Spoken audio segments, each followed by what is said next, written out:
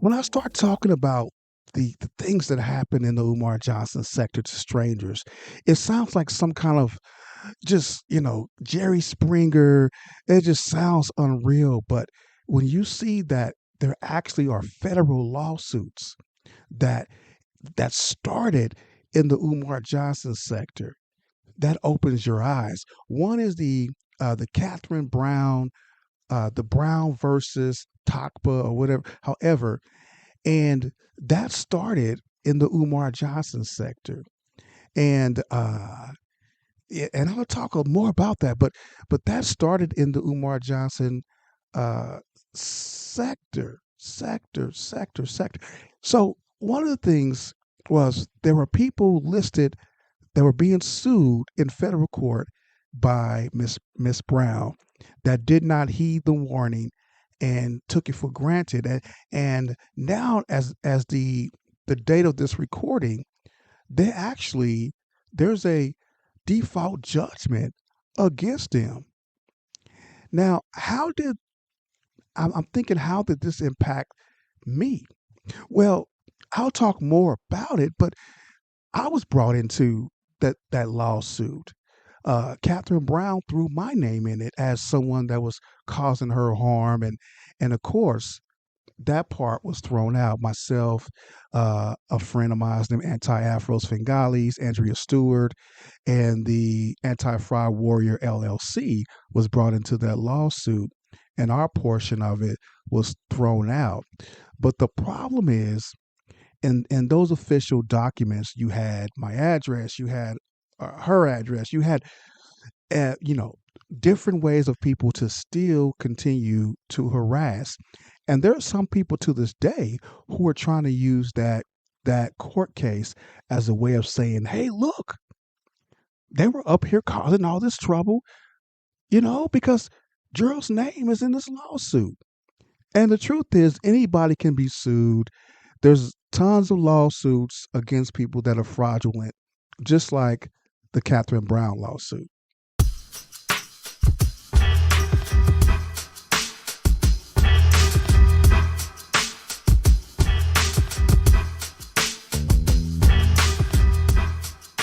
So I remember it well. It was a Sunday night. It was probably around 10:30 ish, 11 ish o'clock at night, and we had it was three of us in the house, and we had just had a dance competition, because a couple of us had work to do, assignments to do, and we were after the assignments we were dancing, and so I get a knock at the door, and I'm like, who is this person at our door? And the person said it's the police, Kansas City Police Department. And I'm like, oh snap, okay. And so they asked, can they, can they come in? And I opened the door, and it was then when he started talking, I realized how close my family was to being a victim of swatting. It was one police in the front, and then the other one was going around to the back. And that police officer told me, he said, "Yeah, we got a call about like at 10 o'clock that someone was walking past your house, and they heard yelling and gunshots." And he came, and he was like, "Well, we really didn't take it. It didn't really seem credible, but we wanted to come in and check anyway."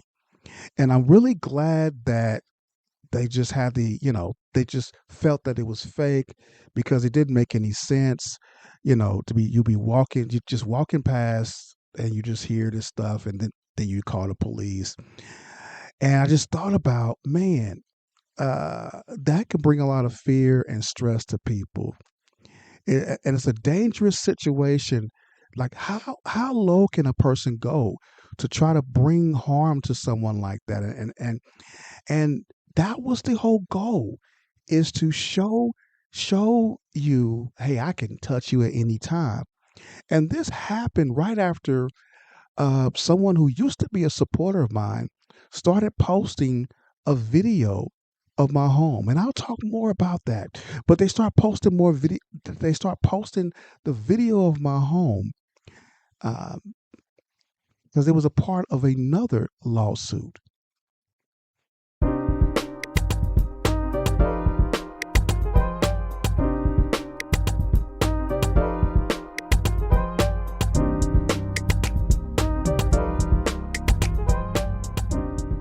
So in 2021, like right on the cusp of 2021, someone made up a whole story of me sexually assaulting and beating a student. Because at the time I was teaching part time at a public at a community college here locally, and that that story it gained steam really quickly, and that was in January of 2021. By February March 2021, that person escalated, however you want to say it, and then they called the employer and found a false report, and it was investigated. It just turned into something that was just really disgusting. I think the most disgusting part about it was how that person was embraced and accepted in that Umar Johnson sector.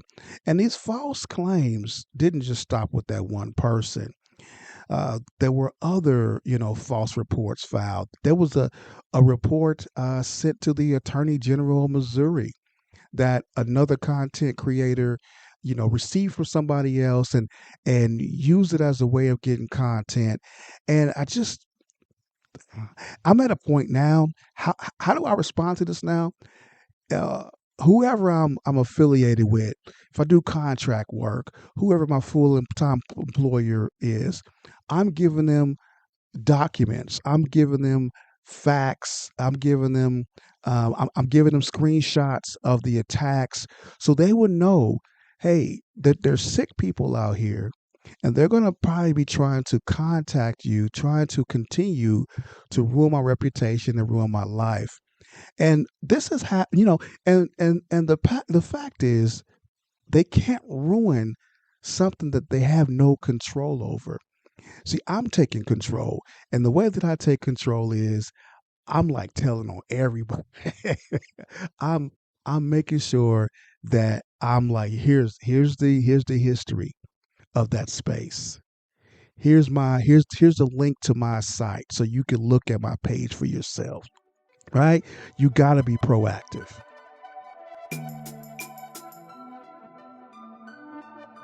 Higher, higher, higher.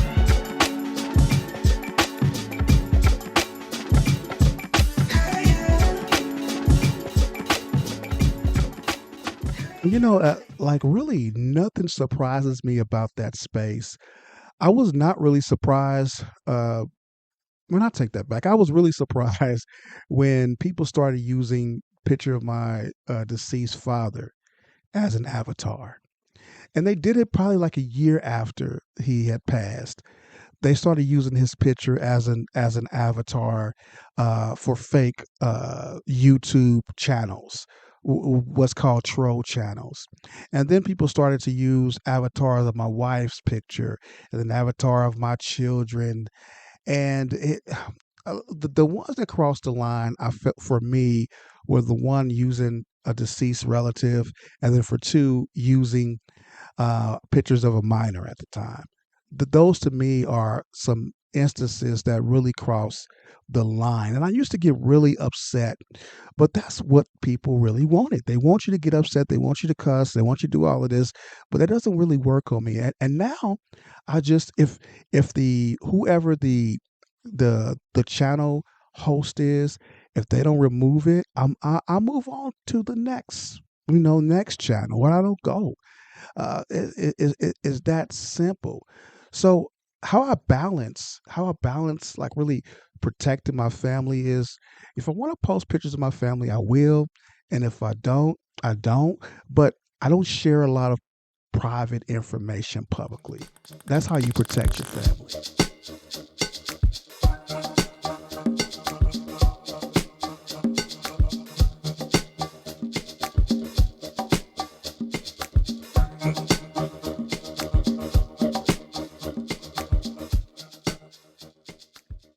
Yeah, I spoke earlier about the default judgment, and one of the lawsuits was the Catherine Brown lawsuit, the Brown versus Topka, Takpa, whatever.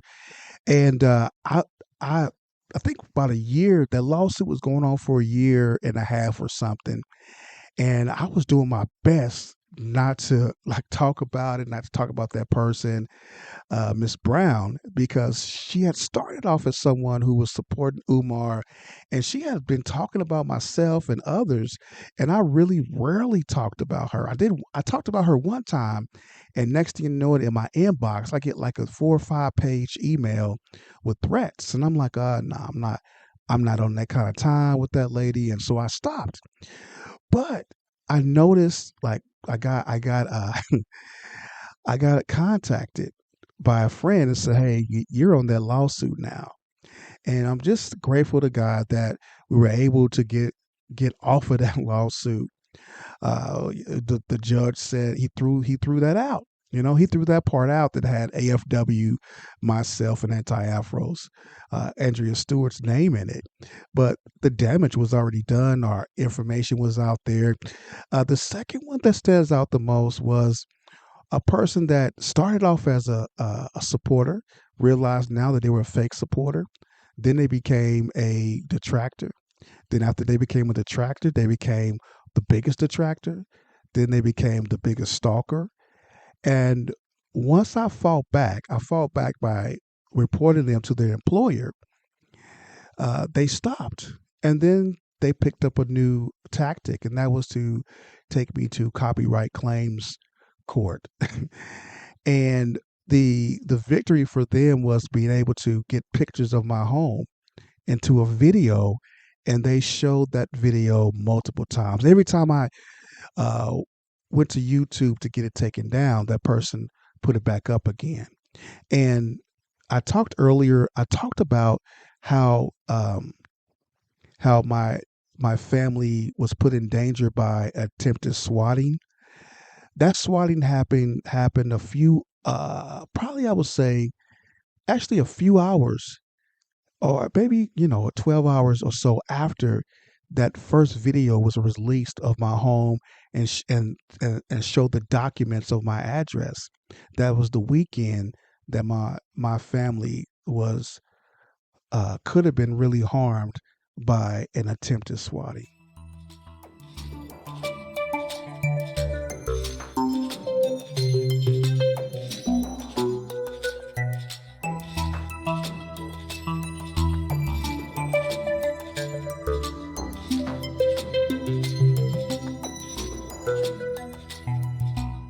Now, from day one, there was always a obsession with same sex sexual acts from those in the Umar Johnson sector, and that started with Umar. He started calling me, the gay pastor, girl palmer, and then I started seeing how people were weaponizing same sex sexual acts, using it as a focal point of their harassment.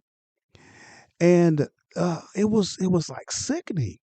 They would get like very graphic into all of this, and it really started from me saying, "Hey, Umar, let's have this conversation about your ideas and the things that you talk about in regards to uh, homosexuality in the Black community."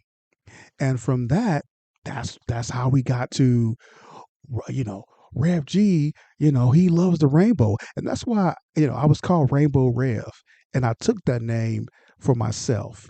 And that's where it came from. That's where I came from. So I think some of these folks, they have issues with their own sexual identity and sexual angst. And they try to put that on other people, which seems to be the nature of the Umar Johnson sector.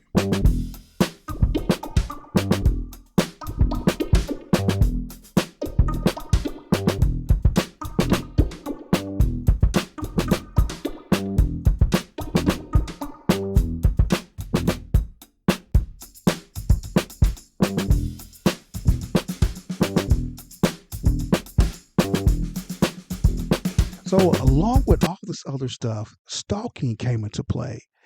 And the stalking, they would follow me around, and they still do to this day, from different social media platforms. all across the social media world. And then it transferred to offline, calling my employers numerous times, contacted my church family, looking to see what I'm doing offline. And they're like posting on places I spoke at years ago, posting on those organizations' social media accounts. And so the thing for me is I stopped for a long time. I stopped posting any information on social media, and I decided that you know what, I'm going to continue to live my life. I'm going to use my LinkedIn. I'm going to do all of that. I'm not gonna hide and run from these stalkers, but I will protect myself. I will make contact to authorities. I will contact their employers if they're public servants. I will contact the media if nobody's doing anything about it. I will fight back. That's that's what you have to do. You're not going to cower or put me in a corner in fear. Nah.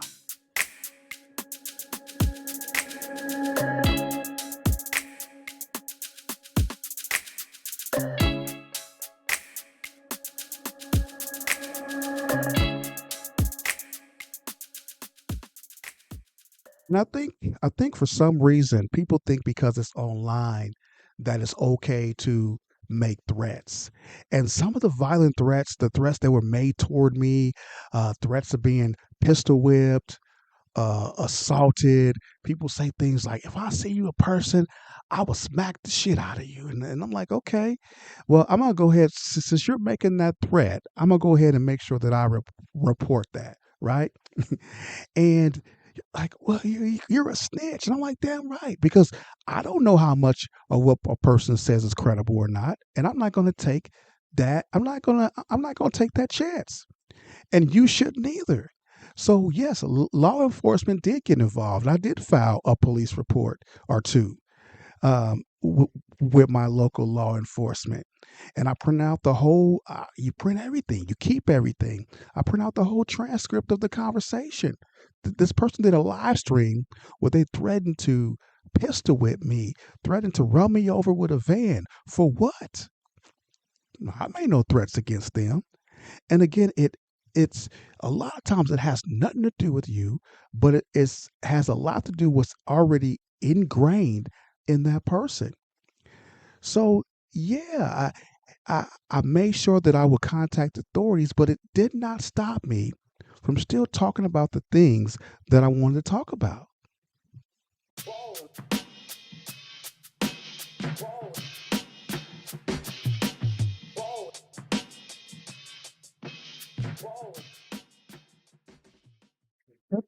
It's very it's a lot. I think as I look back on this journey, some of the biggest lessons that I have learned dealing with online conflict and dealing with advocacy. I think one of the things that I learned about online conflict, and I tried several ways to address it. I tried to ignore it, and that didn't help. And I tried to engage people head on, and that didn't work for some people. And then I try to use comedy. I try to use comedy, skits and it was a shame attack, and that really didn't help my cause in any way. But what I learned to do now was to look at the situation. Each situation calls for a different response, and the best response is to not go on the level of other people. The best response, man, is sometimes to keep quiet. But if you feel like you're being threatened, use all the resources that you can. Contact the authorities, contact employers. If you have a credible issue, if you have credible reason to contact authorities, contact employers and such and such, do it, because no one has a right to threaten you. No one has a right to it's verbal abuse. Nobody has a right to abuse you in that manner. You do not have to take it. And these experiences, I mean, they have really grown me, both personally and definitely professionally. They've spiritually too, they gave me a testimony like no other. I mean, you can write this into a script, you would not believe it. And have I always made the right choice? I have not. Have I made abusive choices? Hell no. Have I threatened people with physical harm? Nope. That's not in my nature. And if somebody asks me like, what advice would I give to others who might find themselves facing similar online harassment and attacks? You just gotta watch ahead because some of the people who were leading this charge against Umar Johnson, they dropped out because they realized that damn, he got a crazy following. And another thing too, uh these people are not playing by the same rules as you are. And that's one of the things I learned, that not everybody is going to play by the same rules as you. You also have to put a line in the sand.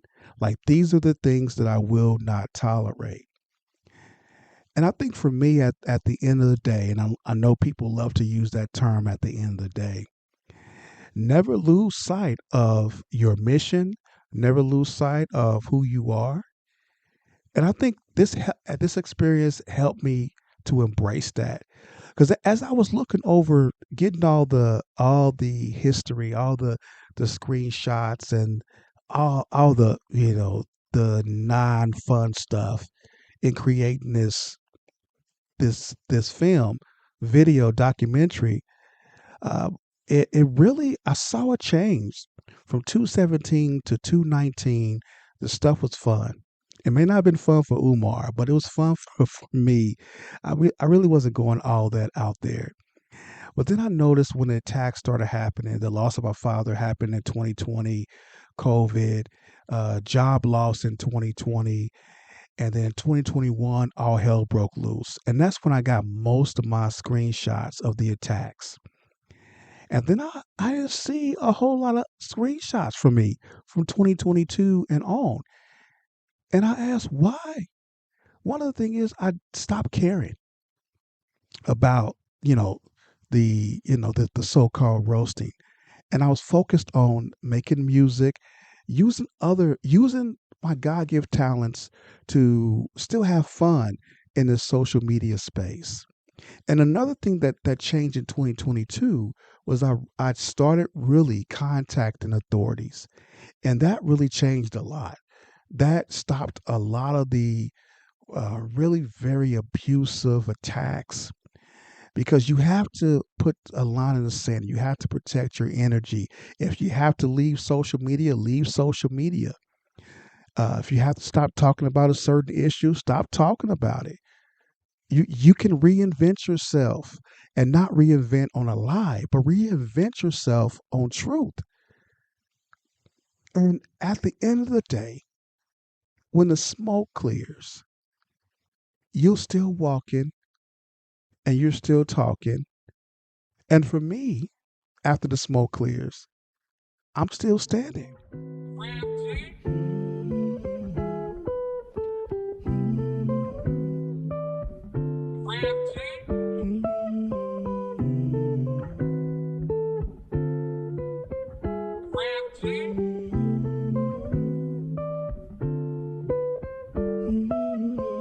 I should be ashamed how my brain is wired, but I'm not the one stuck in the mud and mire. King me now, make me your sire. Guess what, y'all? I would never tire. I'm in your brain like 24/7. Got your mind open like 7-Eleven. You ask, can we talk? But my name ain't Tevin. You want a heart to heart, but my name ain't Kevin. Chill, chill.